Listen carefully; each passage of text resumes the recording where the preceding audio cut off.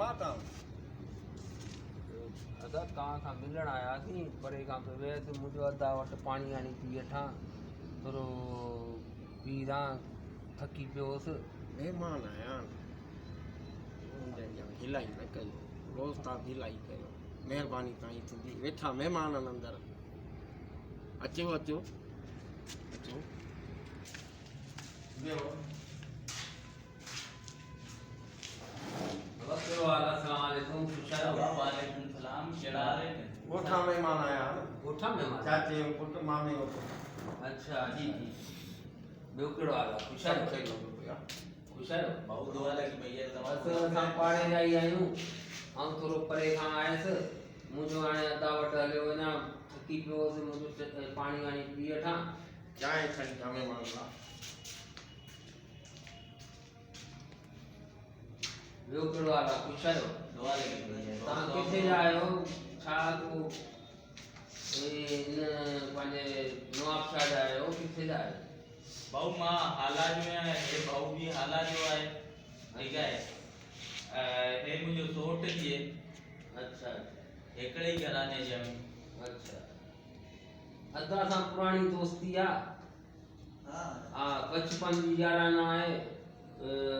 अदा सां बचपन गुज़रियो आहे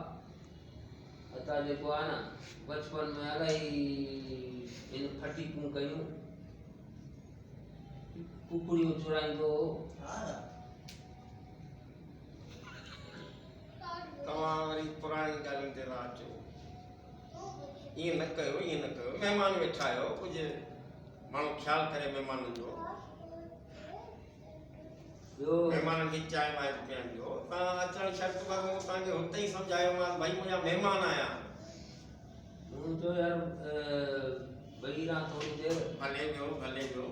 तव्हांजी वॾी वॾी महिरबानी तव्हां चांहि जो पुछियो चांहि महिमाननि जी आहे लूसलू सां न कयो छॾियो महिमाननि जी चांहि आहे महिमाननि जा पीती कोन्हे तव्हांखे सलाह बि कोन्हे बसि मूं जो महिमान खणनि कोन पिया हाणे महिमान त लाज़मी मूं खणंदा न चांहि तव्हांखे मूं सलाह आई मां तव्हांजो बदिरां पाणी थो पियां पाणी तव्हांखे प्यारे बसि रवानो थो कयां न मुंहिंजो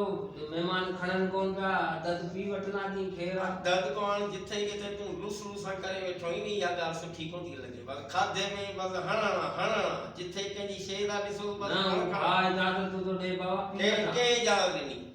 उन छा ई तूं अथव न उहो त महिमान आहिनि कीअं इजाज़त ॾींदा तोखे अरे भला तव्हां पियो बा इहो अदा सां वाह अदा पाड़े में जेको आहे नालो अदा जो अदा जेको आहे न कुकड़ियूं चुराईंदो जल्दी ईंदो अहिड़ा मुचड़ा खाईंदो मूं तव्हांखे हुते ई सम्झायो मां मूंखे वरी तव्हां माना बचपन जी ॻाल्हि कहिड़ो कमु आहे बचपन जी ॻाल्हियूं करण जो बचपन जी ॻाल्हि कयां पियो को आऊं तुंहिंजे बुराई कोन पियो कयां बुराई उहा बि महिमान जी का बुराई कयो विया न सही सिधी ॻाल्हि आहे आदा छा कुझु सही कुझु सभु कुझु कूड़ पियो ॻाल्हाए हिकिड़े तो दफ़ो मूंखे ॾिठो कुकड़ी चोराई मूं तोखे झलजी वे कुकड़ी चोरनि ते झलजी वे मोचड़ा काढे मुंहिंजे साम्हूं ऐं शायदि वेठो आहियां न पोइ तव्हांखे ॻाल्हियूं इहो खोलणियूं वञी हिते महिमान जे अॻियां हू पुराणी ॻाल्हि हिकिड़ी ॿी ॻाल्हि बि हुई वो 3 दॿे वारे जा 10 पैसा किरी पिया उन टाइम 10 पैसे जी डिमांड हूंदी हुई 10 पैसा किरी पिया ई खणी भॻो अब नाली में किरी न तव्हां चाहियो छा था भला